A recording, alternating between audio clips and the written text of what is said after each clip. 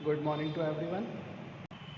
Last video explanation में हमारा topic चल रहा था मेटल्स एंड नॉन मेटल्स, जिसमें हम मेटल्स की जो केमिकल प्रॉपर्टीज़ हैं कि एक मेटल जो है वो किसी भी केमिकल सब्सटेंस के साथ क्या रिएक्शन शो करता है, क्या प्रोडक्ट बनता है, उसकी क्या प्रॉपर्टीज़ होती हैं, ये सारी चीज़ें हम पढ़ रहे थे। जिसमें हमारा लास्ट टॉपिक था reaction of metals with salt solutions, जो हमारे सॉल्ट होते हैं। अब सॉल्ट कैसे बनते हैं, हमने पढ़ा कि एसिड और बेस जब ये दोनों आपस में रिएक्ट करते हैं तब सॉल्ट बनते हैं, या जब कोई मेटल किसी एसिड से रिएक्शन करता था तो हाइड्रोजन गैस निकल जाती थी और उस मेटल का सॉल्ट बन जाता था।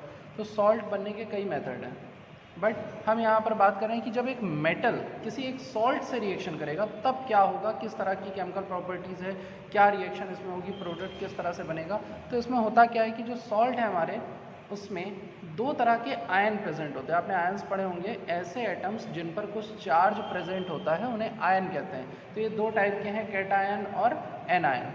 हमने फर्स्ट चैप्टर में रेडिकल्स की टेबल भी पढ़ी थी, जिसमें हमारे कैटायन और एनायन थे, पॉजिटिव चार्ज वाले और नेगेटिव चार्ज वाले।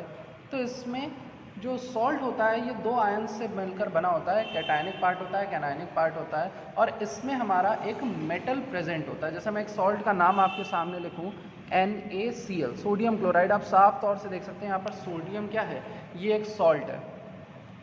मैंने एक और नाम लिखना चाहूँगा, CaCl2, ZnSO4, zinc sulphate, MgSO4, magnesium sulphate. आपने सॉल्ट फैमिली में ये सारे नाम वहाँ पर पढ़े थे। तो ये सारे सॉल्ट्स में अगर आप देखें तो एक एक मेटल प्रेजेंट है, और अब हम इस सॉल्ट की रिएक्शन एक मेटल से कराने जा रहे हैं। तो हमने यहाँ पर फॉर सपोज एक मेटल ले लिया M, और इसकी हमने रिएक्शन किसी एक सॉल्ट से कराई। अब सॉल्ट किससे बना होगा, सॉल्ट में दो पार्ट होते हैं, एक मेटेलिक पार्ट होता है, एक नॉन मेटेलिक पार्ट होता है। तो जब एक मेटल किसी सॉल्ट से रिएक्शन करता है तो होता क्या है कि जो ज़्यादा रिएक्टिव मेटल है, जो रिएक्शन कर रहा है, अगर वो मेटल ज़्यादा रिएक्टिव है, उसकी रिएक्टिविटी ज़्यादा है उस मेटल से जो इस सॉल्ट में प्रेजेंट है, तो ये इसको यहाँ से डिस्प्लेस कर देगा। यहाँ पर ये M1 मेटल लिख देता हूँ, मैं M2 मेटल लिख देता हूँ। तो जब इन दोनों के बीच में रिएक्शन होगी तो ये मेटल क्या करेगा, इस दूसरे वाले मेटल को जो कम रिएक्टिव है उसको उस सॉल्ट में से हटा देगा और उसकी जगह पर खुद आ जाएगा। तो यहाँ पर रिएक्शन क्या होगी, जो M1 है वो M2 की जगह ले लेगा, तो ये बन जाएगा M1, और साथ में इसके नॉन मेटेलिक पार्ट होगा, और M2 जो है वो बाहर निकल जाएगा। थोड़ा कॉम्प्लिकेटेड लग रहा है, लेकिन अगर हम इसका जो नाम है इस रिएक्शन का, जो दूसरा नाम है जिसे हम कहते हैं डिस्प्लेसमेंट रिएक्शन। डिस्प्लेसमेंट रिएक्शन एक ऐसी रिएक्शन होती थी जहाँ पर एक ज़्यादा रिएक्टिव मेटल एक कम रिएक्टिव मेटल को उसके सॉल्यूशन से, उसके सॉल्ट सॉल्यूशन से क्या कर देता था, डिस्प्लेस कर देता था, और उसकी जगह पर खुद आकर के अपना सॉल्ट बना लेता था। ऐसी रिएक्शंस को हमने डिस्प्लेसमेंट रिएक्शंस कहा। सेम कंडीशन यहाँ फॉलो हो रही है reactions of metal with salt solution में, कि जो एक ज़्यादा रिएक्टिव मेटल है वो एक कम रिएक्टिव मेटल को उसके जो सॉल्ट है उसका उसके सॉल्ट सॉल्यूशन से डिस्प्लेस कर देता है और उसकी जगह पर खुद आ जाता है। एग्जाम्पल से अगर हम समझें तो हमने यहाँ पर जिंक, इसकी हमने रिएक्शन करी, जिंक एक मेटल है, और हमने सॉल्ट जो लिया है वो लिया है कॉपर सल्फेट। तो जिंक जो है, क्योंकि कॉपर से ज़्यादा रिएक्टिव होता है नेचर में, तो यहाँ पर जिंक क्या करेगा, कॉपर की जगह पर खुद आ जाएगा और बना लेगा जिंक सल्फेट, और साथ में कॉपर जो है वो रिलीज हो जाएगा। तो हुआ क्या, जिंक ने कॉपर सल्फेट में से कॉपर को डिस्प्लेस कर दिया, just because the reactivity of zinc is more than copper, and that's why it is displacing the copper from its salt, that is copper sulfate, and forming its own salt, that is ZnSO4, zinc sulfate। एक और reaction अगर हम लिखें, iron, iron क्या है, iron जो है ये भी कॉपर से ज़्यादा रिएक्टिव होता है, और इस वजह से ये यहाँ पर आयरन जो है कॉपर को डिस्प्लेस कर देगा और बना लेगा फेरस सल्फेट, और यहाँ पर जो कॉपर है वो बाहर निकल जाएगा। इस रिएक्शन को हम इस तरह से भी पढ़ते हैं कि जो कॉपर सल्फेट का सॉल्यूशन होता है वो ब्लू कलर का होता है, आयरन जो है वो ग्रेई कलर का होता है। जब हम आयरन को ब्लू कलर के सॉल्यूशन में डालते हैं, रिएक्शन होती है, और धीरे धीरे ये ब्लू कलर का सॉल्यूशन जो है वो ग्रीन कलर के सॉल्यूशन में चेंज हो जाता है, और जो कॉपर है वो रेड ब्राउन, अगर आप लोगों ने कॉपर वायर देखे होंगे, कभी वायर को छीला होगा तो उसमें से रेड ब्राउन कलर के वायर्स निकलते हैं। तो ये कैसा होता है, ये रेड ब्राउन होता है। तो ये नीचे बीकर में कलेक्ट हो जाता है और हमारी रिएक्शन जो है वो कंप्लीट हो जाती है। अब क्वेश्चन ये आता है कि अगर हम इस रिएक्शन में कॉपर ले लें और FeSO4 ले लें, हम बार बार एक बात कहते जा रहे हैं कि ज़्यादा रिएक्टिव एलिमेंट एक कम रिएक्टिव मेटल को उसके सॉल्ट सॉल्यूशन से डिस्प्लेस करता है। तो कहीं पर आपके सामने क्वेश्चन पेपर में इस तरह से रिएक्शन देते कि कॉपर जो है वो फेरस सल्फेट से रिएक्शन कर रहा है, बताइए क्या होगा। तो जिन बच्चों की प्रैक्टिस नहीं होगी वो सीधे यहाँ पर क्या लिख के आएंगे, वो लिखाएंगे CuSO4 + Fe, और वहीं पर ये रिएक्शन क्या हो जाएगी, रॉन्ग हो जाएगी। क्यों? क्योंकि जो कॉपर है वो फेरस यानी आयरन से जो है वो कम रिएक्टिव होता है, इस वजह से कॉपर आयरन सल्फेट में से आयरन को डिस्प्लेस नहीं कर सकता, और इसी वजह से यहाँ पर जो आंसर होना चाहिए वो होगा no reaction will take place, कोई रिएक्शन होगी ही नहीं। क्यों? रीज़न है क्योंकि जो हमारा कॉपर है वो आयरन सल्फेट मतलब आयरन से कम रिएक्टिव है। फिर सेकंड क्वेश्चन ये आता है कि ऐसा क्यों है, क्यों एक रिएक्टिव एलिमेंट जो है ज़्यादा रिएक्टिव एलिमेंट ही एक कम रिएक्टिव एलिमेंट को डिस्प्लेस कर पाता है। तो ये आप एक छोटे से एग्जाम्पल, जो हमारी डेली लाइफ का एग्जाम्पल ऐसे समझिए। कोई एक पर्सन है, मैंने लास्ट टर्म पे भी एग्जाम्पल दिया था, कोई एक पर्सन है जो एक ए कंपनी में जॉब करता है, ठीक है, और इसके पास बी कंपनी आती है और एक सी कंपनी आती है। बी कंपनी कहती है भाई हम आप हमारे यहाँ जॉब करवा करके हम आपको इनसे ज़्यादा सैलरी ऑफ़र करते हैं, और वहीं पर जो सी कंपनी है वो आती है ए के पास, कहती है कि आप हमारे यहाँ जॉब करिए आकर के, लेकिन हम जो सैलरी है वो कम देंगे आपको, हम आपको इनसे ज़्यादा सैलरी नहीं देंगे, आपकी सैलरी हम कम देंगे। तो ये ए भाई साहब किसके पास जाएंगे? जाहिर सी बात है ये बी कंपनी के पास जाना, अगर मतलब इनको स्विच करना है। वैसे तो अगर नहीं स्विच करना है तो कोई बात नहीं, अगर इन्हें स्विच करना है वैसे तो जिसके पास भी ज़्यादा की अपॉर्चुनिटी आती है वो तुरंत स्विच करता है, और ए भाई साहब जो है बी के पास चले जाएंगे, सी के पास तो नहीं जाएंगे, अगर जनरली हम सोचें। तो केमिकल्स में भी क्या होता है, जो हमारे एटम्स होते हैं, फॉर सपोज ये एक ए एटम है और एक ये बी एटम है, ये सी एटम, मतलब ये कंपाउंड इस तरह से यहाँ पर हमने ले लिए ABC। तो बी जो है वो ज़्यादा रिएक्टिव है। अब ए के साथ एक सब्सटेंस डी ने बॉन्डिंग करी हुई थी, ध्यान से समझिएगा। ए के साथ एक सब्सटेंस डी ने यहाँ पर बॉन्डिंग करी हुई थी, तो बी आया और ए से बोलता है कि आप इसके साथ डी के साथ बॉन्ड तोड़ दो, हम आपको ज़्यादा एनर्जी प्रोवाइड कराएंगे। वहीं पर सी आया ए के पास, कहने लगा कि आप डी के साथ बॉन्ड ब्रेक कर दो, लेकिन हम आपको उससे कम एनर्जी प्रोवाइड कराएंगे क्योंकि हम डी से कम रिएक्टिव हैं। तो वो क्या कहेगा, ए किसके पास जाना पसंद करेगा? जाहिर सी बात है ए किसके पास जाएगा, बी के पास जाएगा। क्यों? क्योंकि बी उसको ज़्यादा एनर्जी प्रोवाइड करा रहा है। सब कोई चाहता है कि हमारे पास एनर्जी ज़्यादा हो। कौन चाहेगा कि हम जिस करंट स्टेट में हैं, अभी जो हमारी पोजीशन है उससे नीचे जाएं। हर कोई लाइफ में ऊपर जाने की सोचता है। यही हमारे मॉलिक्यूल्स के साथ है। मैंने ये एग्जांपल इसलिए लिया ताकि आप इस चीज़ को अच्छे से समझ पाओ कि किसी भी केमिकल रिएक्शन में जब कोई एक मेटल किसी सॉल्ट सॉल्यूशन से रिएक्शन करता है तो हमेशा एक ज़्यादा रिएक्टिव मेटल, एक मोर रिएक्टिव मेटल ही एक लेस रिएक्टिव मेटल को उसके सॉल्ट से क्या करता है, डिस्प्लेस कर पाता है। और अगर कोई एक लेस रिएक्टिव मेटल किसी मोर रिएक्टिव मेटल के सॉल्ट के साथ रिएक्शन कर रहा होगा तो उस कंडीशन में रिएक्शन नहीं होगी। हम आंसर लेकर के आएंगे no reaction will take place. तो ये था हमारा topic reaction of metals with salt solution. And फिर मैंने आपको बताया था रिएक्टिविटी सीरीज़ के बारे में कि हमारे जो मेटल्स होते हैं ये अपनी एक्टिविटी के अकॉर्डिंग जब हम इन्हें एक सीक्वेंस में रखते हैं तो हमें एक सीरीज़ मिलती है जिसे हम कहते हैं रिएक्टिविटी सीरीज़। उस रिएक्टिविटी सीरीज़ को मैं आपको दिखा देता हूँ एक बार फिर से। ये देखिए ये हमने रिएक्टिविटी सीरीज़ बनाई हुई है रिएक्टिविटी के बेसिस पे, जहाँ पर ऊपर मोस्ट रिएक्टिव एलिमेंट्स हैं, then less reactive and least reactive. बीच में हमने यहाँ पर हाइड्रोजन को रखा हुआ है। ये एक नॉन मेटल होता है, ये मेटल नहीं है, नॉन मेटल है, लेकिन हमने इसको यहाँ पर इसलिए रखा हुआ है ताकि हम ये शो कर पाएँ कि जब मेटल एसिड के साथ रिएक्शन करते हैं तो कौन कौन से मेटल एसिड से रिएक्शन करने पर हाइड्रोजन गैस को डिस्प्लेस कर सकते हैं। तो जितने भी मेटल हाइड्रोजन गैस से ऊपर आते हैं वो जब एसिड के साथ रिएक्शन करेंगे तो वहाँ से हाइड्रोजन गैस को डिस्प्लेस कर पाएंगे, लेकिन जो मेटल नीचे हैं वो हाइड्रोजन गैस को डिस्प्लेस नहीं कर सकते हैं क्योंकि उनकी रिएक्टिविटी हाइड्रोजन से कम है। तो इसी के साथ हमारे जो मेटल्स हैं उनकी केमिकल प्रॉपर्टीज़ खत्म होती हैं। अब हम चलते हैं हमारे नेक्स्ट टॉपिक की तरफ, that is chemical properties of non metals. तो नॉन मेटल्स की केमिकल प्रॉपर्टीज़ में हमारा जो सबसे पहला टॉपिक है वो है रिएक्शन विद ऑक्सीजन। हमारे जितने भी मेटल्स होते हैं वो जब ऑक्सीजन के साथ रिएक्शन करते थे तो वो मेटेलिक ऑक्साइड बनाते थे, और मेटेलिक ऑक्साइड जो होता था वो नेचर में बेसिक होता था। हमें कैसे पता चले कि जो हमारा मेटेलिक ऑक्साइड है वो नेचर में बेसिक होता है? देखिए मैं एक छोटे से एग्जांपल से आपको बताता हूँ। एक मेटल है हमारा सोडियम, ये जब ऑक्सीजन से रिएक्शन करता है तो यहाँ पर ये बनाएगा Na2O। बैलेंसिंग आप खुद कर सकते हैं, ये सोडियम ऑक्साइड है हमारा। अब हमें ये चेक करना है कि हमारा जो ऑक्साइड बना है ये नेचर में बेसिक होता है कि एसिडिक होता है। तो आप क्या करिए, अपने मेटेलिक ऑक्साइड या जो आपका नॉन मेटेलिक ऑक्साइड, इसके बारे में भी हम पढ़ेंगे, मेटेलिक ऑक्साइड को हम वाटर में डिज़ोल्व करते हैं। तो हमने क्या किया, Na2O को वाटर में डिज़ोल्व कर दिया। तो जैसे ही हमने इसको वाटर में डिज़ोल्व किया तो यहाँ पर ये क्या करता है, वाटर के साथ रिएक्शन करके बनाता है NaOH। Na2O जो है वो वाटर के साथ रिएक्शन करके क्या बना रहा है, NaOH। और बताइए NaOH क्या होता है, NaOH होता है बेस। तो इसका मतलब कि हमारे जो मेटेलिक ऑक्साइड हैं वो नेचर में बेसिक होते हैं, और उसको पता करने के लिए हमने उसको वाटर में डिज़ोल्व कर दिया।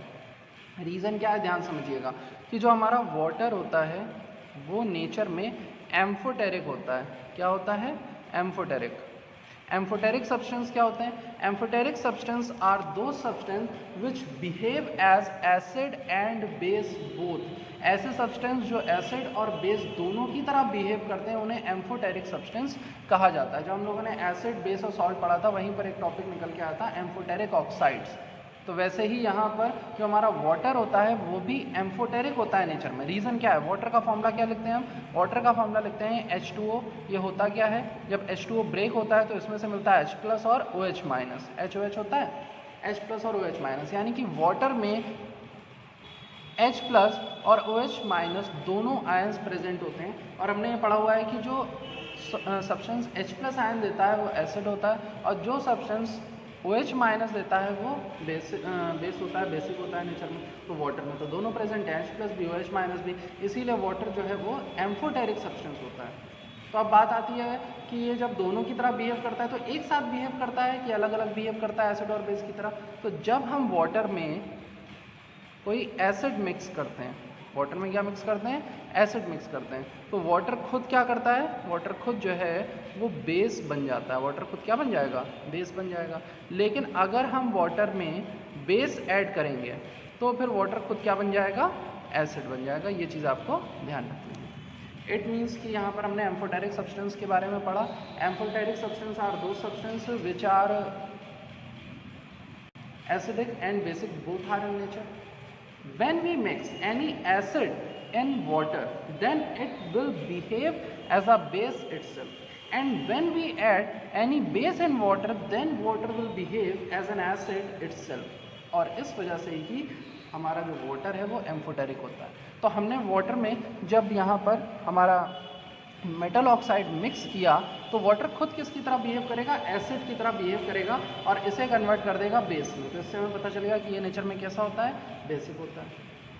अब बात करते हैं नॉन मेटल्स की, जिसकी हमें केमिकल प्रॉपर्टीज़ पढ़नी है। तो हमारे जो नॉन मेटल्स होते हैं, फॉर सपोज हमने एक नॉन मेटल लिया कार्बन। कार्बन एक नॉन मेटल है, इसकी रिएक्शन जब हम ऑक्सीजन से कराते हैं तो ये बनाता है CO2, कार्बन डाइऑक्साइड। ये एक non metallic oxide, means all non metals when react with oxygen it form non metallic oxide. जब भी कोई नॉन मेटल किसी ऑक्साइड ऑक्सीजन के साथ मतलब रिएक्शन करता है तो वो नॉन मेटेलिक ऑक्साइड बनाता है। अब हमें ये पता करना है कि ये जो नॉन मेटेलिक ऑक्साइड है ये नेचर में कैसा होता है, एसिडिक होता है या बेसिक होता है या न्यूट्रल होता है। तो बोला गया कि आप क्या करिए, सब्सटेंस को वाटर में ऐड कर दीजिए। तो हमने कार्बन डाइऑक्साइड को लिया और जब हमने इसको वाटर में मिक्स किया तो इसने बनाया H2CO3। H2CO3 जिन बच्चों को नहीं पता है मैं बता दूं, ये होता है कार्बोनिक एसिड का फॉर्मूला। आप सब ने सॉफ्ट ड्रिंक्स पिए, कोल्ड ड्रिंक आप सब पीते हैं, तो सॉफ्ट ड्रिंक्स में जो फिजिनेस होती है, जो झाग निकलता है, जिसे हम कहते हैं कि फिजिनेस है, तो वो फिजिनेस इस कार्बन डाइऑक्साइड की वजह से ही होती है। जब बॉटल्स को सील किया जाता है तो उसमें अंडर हाई प्रेशर इस कार्बन डाइऑक्साइड गैस को अंदर फिल कर दिया जाता है बॉटल में। तो जो वाटर होता है उसके साथ ये रिएक्शन करके क्या बना लेता है, कार्बोनिक एसिड बना लेता है। इसीलिए हमारी जो कोल्ड ड्रिंक होती है वो लिटिल बिट एसिडिक होती है नेचर में। बहुत बार ये अफवाह भी उड़ी है कि मतलब जो कोल्ड ड्रिंक्स हैं उसे आप टॉयलेट क्लीनर के रूप में यूज़ कर सकते हैं। रीज़न क्या है, वो अफवाह नहीं है, वो सही है। क्यों, क्योंकि उसमें एक एसिड प्रेजेंट है और एसिड में प्रॉपर्टी है कि वो किसी भी चीज़ को साफ़ कर सकता है, इतना कोरोसिव होता है नेचर में। तो इसी वजह से पॉइंट क्या है, क्योंकि कोल्ड ड्रिंक में जो कार्बन डाइऑक्साइड है वो वाटर में डिज़ोल्व होती है, और जब एक नॉन मेटेलिक ऑक्साइड वाटर में डिज़ोल्व होता है तो वो क्या बन जाता है, एसिड बन जाता है। और जब हम उस कैप को ओपन करते हैं, प्रेशर रिलीज होता है, तो यही कार्बन डाइऑक्साइड उसमें से फिजनेस के फॉर्म में बाहर आ जाती है, वो गैस के फॉर्म में बाहर आती है।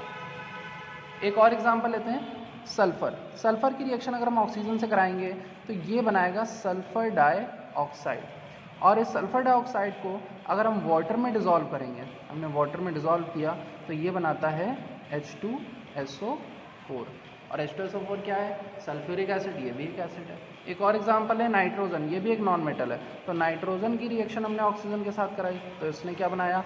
NO2, nitrogen dioxide. और इस NO2 को जब हम वाटर में मिक्स करते हैं तो ये बना लेता है HNO3, that is nitric acid. तो आप सल्फ्यूरिक एसिड देख लीजिए, नाइट्रिक एसिड है, कार्बोनिक एसिड, जितने भी नॉन मेटल्स हैं जब ऑक्सीजन के साथ रिएक्शन कर रहे हैं तो वो नॉन मेटेलिक ऑक्साइड बना रहे हैं। इन नॉन मेटेलिक ऑक्साइड्स के नेचर को पता करने के लिए हमने इन्हें वाटर में डिज़ोल्व किया, और क्या पता चला कि जो नॉन मेटेलिक ऑक्साइड होते हैं वो नेचर में एसिडिक होते हैं। यहीं पर आपको एक पॉइंट बताना चाहूँगा कि ये जो H2SO4 है और ये जो HNO3 है, इसी की वजह से जो हमारी रेन होती है वो एसिडिक हो जाती है। आपने सुना होगा घर में बड़े लोगों को कहते हुए कि पहली बारिश में नहाना नहीं चाहिए। रीज़न क्या होता है? क्योंकि जब बारिश नहीं होती है, फॉर सपोज समर का सीज़न चल रहा है, तो समर का जब सीज़न चलता है, जब गर्मियाँ चल रही होती हैं तो वाटर इवेपरेट होता है, एंड उस समय हमारे एनवायरनमेंट में जो पॉल्यूटेड गैसेस होती हैं, कौन सी गैसेस होती हैं? Sulphur dioxide, nitrogen dioxide, carbon dioxide, carbon monoxide, ये सारी गैसेस जो हमारे व्हीकल वगैरह से निकलती हैं या जो हम मशीनरीज यूज़ करते हैं, जो मिल्स वगैरह हैं, फैक्ट्रीज़ हैं, यहाँ से ये जो हार्मफुल गैसेस निकलती हैं सब हमारे एयर में जा कर के मिक्स हो जाती हैं। एंड जब समर आती है तो सन जो है उसकी वजह से जो रिवर वाटर है, जो पॉन्ड वाटर है, जो सी वाटर है, ये सब इवेपरेट होता है। इवेपरेट होकर ये क्या बनाता है? स्टीम बनाता है। तो स्टीम है क्या? वो भी तो वाटर है। ये स्टीम ऊपर जाकर के ठंडी होती है, और ये जो गैसेस हैं ये क्योंकि हल्की होती हैं, ये भी कहाँ उठ जाती हैं? ऊपर की तरफ उठ जाती हैं और जा करके उस वाटर वेपर के साथ मिक्स हो जाती हैं। मतलब ये जो नाइट्रोजन गैस है, नाइट्रोजन डाइऑक्साइड गैस है, ये सल्फर डाइऑक्साइड भी, और ये जो कार्बन डाइऑक्साइड, ये तीनों जा करके उससे मिक्स हो जाती हैं। कार्बोनिक एसिड तो वीक एसिड है, वो इतना हार्मफुल नहीं होता है, लेकिन जो नाइट्रोजन डाइऑक्साइड का वाटर के साथ मिक्स होने पर जो नाइट्रिक एसिड बना और सल्फर डाइऑक्साइड की वजह से जो H2SO4 बना, इन दोनों की प्रेजेंस की वजह से ही जो हमारा रेन वाटर है वो जो है वो एसिडिक हो जाता है। और फिर जब वो पहली बारिश होती है तो सारी की सारी जो एसिड हैं, जो पॉल्यूटेड गैसेज हैं जिन्होंने एसिड बना लिया, वो नीचे गिरती हैं और हमारी बॉडी को और हमारी बिल्डिंग्स वगैरह को क्या पहुँचाती हैं? हार्म पहुँचाती हैं। हाँ, उसके बाद एक दो बार जब बारिश हो जाती है तो ये जो गैसेस हैं ये वाटर के साथ नीचे आ जाती हैं। इस वजह से उस जो तीसरी या फिर उसके आगे की जो बारिश होगी वो इतनी ज़्यादा एसिडिक नहीं होती। बट यहाँ पर मैंने आपको एसिडिक रेन का रीज़न बताया कि ये जो नॉन मेटेलिक ऑक्साइड्स होते हैं ये जब वाटर में मिक्स होते हैं तो ये क्या हो जाते हैं? एसिड फॉर्म करते हैं। और यहाँ पर दो नॉन मेटेलिक ऑक्साइड है, एक सल्फर डाइऑक्साइड और एक नाइट्रोजन डाइऑक्साइड, जो हमारे एनवायरनमेंट में as a polluted gas present रहते हैं। और ये जब इवेपरेटेड वाटर के साथ मिक्स होते हैं तो ये H2SO4 और HNO3 बनाते हैं, जिसकी वजह से जो हमारी रेन है वो एसिडिक रेन हो जाती है। तो ये था हमारा पहला non metallic property, that is reaction with oxygen. इसके बाद चलते हैं नेक्स्ट हमारी प्रॉपर्टी की तरफ, और ये है रिएक्शन विद हाइड्रोजन। तो जो नॉन मेटल्स होते हैं वो जब हाइड्रोजन के साथ रिएक्शन करते हैं तो वो हाइड्राइड बनाते हैं। Metals with hydrogen form hydride. For example हमने यहाँ पर सल्फ़र ले लिया और इसकी रिएक्शन हाइड्रोजन से कराई तो ये बनाएगा H2S, नाम बन जाएगा हाइड्रोजन सल्फाइड। इसी तरह से हमने N2 ले लिया, N2 की रिएक्शन हमने H2 से कराई, नाइट्रोजन हाइड्रोजन रिएक्ट कर रहे हैं, बहुत बार ये रिएक्शन पड़ी हमने, यहाँ पर क्या बनेगा? अमोनिया बनेगा। बैलेंस करना है, यहाँ पर 3H2, यहाँ पर 2NH3, तो N2 + 3H2 gives 2NH3, that is ammonia. And Cl2, ये भी एक नॉन मेटल है, तो क्लोरीन की रिएक्शन अगर आप H2 से करा दोगे, हाइड्रोजन से करा दोगे, तो यहाँ बनता है HCl, हाइड्रोजन क्लोराइड, या हाइड्रोक्लोरिक एसिड भी इसे कहा जाता है। फिर जो नॉन मेटल्स होते हैं ये जब हाइड्रोजन से रिएक्ट करते हैं तो ये हाइड्राइड बनाते हैं। फिर इसके बाद हमने मेटल्स में पढ़ा था वाटर के साथ रिएक्शन और एसिड्स के साथ रिएक्शन। तो क्योंकि ये खुद क्या है? नेचर में एसिडिक होते हैं, जो नॉन मेटेलिक ऑक्साइड्स हैं वो खुद नेचर में एसिडिक होते हैं। इस वजह से जो नॉन मेटल्स हैं वो ना तो एसिड के साथ रिएक्शन करते हैं और ना ही वाटर के साथ। एंड जो नॉन मेटल है उनको हमने रिएक्टिविटी टेबल में तो रखा नहीं हुआ है, उनकी रिएक्टिविटी हाइड्रोजन से कम है। इस वजह से ये हाइड्रोजन को उसके एसिड से या उसकी प्लेस से डिस्प्लेस भी नहीं कर सकते हैं। तो ये थी हमारी दो नॉन मेटल्स की केमिकल प्रॉपर्टीज़। इसके बाद जो हमारी नेक्स्ट प्रॉपर्टी है नॉन मेटल्स की वो है reaction between metals and non metals, और we can say it what happened when metals react with non metals. तो हमने पहले मेटल्स की प्रॉपर्टी पढ़ी, हमने नॉन मेटल की प्रॉपर्टी पढ़ी। अब हमें ये पढ़ना है कि जब एक मेटल एक नॉन मेटल से रिएक्शन करता है तो क्या होता है। एंड इट इज़ लाइक कि जब एक एसिड एक बेस के साथ रिएक्शन करता था तो क्या होता था, तो सॉल्ट और वाटर बनता था। रिएक्शन को न्यूट्रलाइजेशन रिएक्शन कहते थे। क्यों? क्योंकि जो एसिड होता था वो बेस की प्रॉपर्टीज़ को ख़त्म कर देता था और जो बेस होता है वो एसिड की प्रॉपर्टीज़ को ख़त्म कर देता है। बट यहाँ पर ऐसा कुछ नहीं होने वाला है। यहाँ पर मेटल और नॉन मेटल्स की रिएक्शन को समझने के लिए आपको इलेक्ट्रॉनिक कॉन्सेप्ट समझना है, जो मैंने in the beginning of chapter आपको बताया था कि इलेक्ट्रॉन्स के बेसिस पर हम कैसे मेटल्स और नॉन मेटल्स को डिराइव कर सकते हैं। तो मेटल्स जो होते हैं हम ऐसे एलिमेंट्स को कहते हैं जिनके पास इलेक्ट्रॉन लूज़ करने की टेंडेंसी होती है, और नॉन मेटल्स ऐसे एलिमेंट्स होते हैं जो इस इलेक्ट्रॉन को एक्सेप्ट करने की टेंडेंसी रखते हैं। यानी कि मेटल क्या करते हैं, अपने ऑक्टेट को कंप्लीट करने के लिए इलेक्ट्रॉन्स लूज़ करते हैं, और जो नॉन मेटल्स हैं वो अपने ऑक्टेट को कंप्लीट करने के लिए इलेक्ट्रॉन्स को एक्सेप्ट करते हैं। किस तरह से देखिएगा, एक मेटल मैंने यहाँ पे लिखा पोटेशियम, एटॉमिक नंबर होता है 19। तो इसका इलेक्ट्रॉनिक कन्फिग्रेशन आप करेंगे, पहले शेल में 2 इलेक्ट्रॉन 2 8, फिर 8, और आउटर मोस्ट शेल में 1 इलेक्ट्रॉन जो है वो प्रेजेंट होता है। हमें ये पता है कि किसी भी एलिमेंट के आउटर मोस्ट शेल में ऑक्टेट कंप्लीट करने के लिए या स्टेबिलिटी होने के लिए कितने इलेक्ट्रॉन होने चाहिए, 8 इलेक्ट्रॉन होने चाहिए। बताइए कितने इलेक्ट्रॉन है, 1 इलेक्ट्रॉन है। फिर वही बात आती है कि जब 1 इलेक्ट्रॉन है तो ऑक्टेट तो कंप्लीट नहीं है, तो क्या करें भाई साहब, किसी से 7 इलेक्ट्रॉन एक्सेप्ट कर लें। बट अगर ये किसी से 7 इलेक्ट्रॉन एक्सेप्ट करेगा तो इसको 7 इलेक्ट्रॉन देगा कौन? कौन है ऐसा जो अपने सारे इलेक्ट्रॉन इसे दे दे? वो कहेगा भैया हमारा ऑक्टेट इनकम्प्लीट हो जाएगा।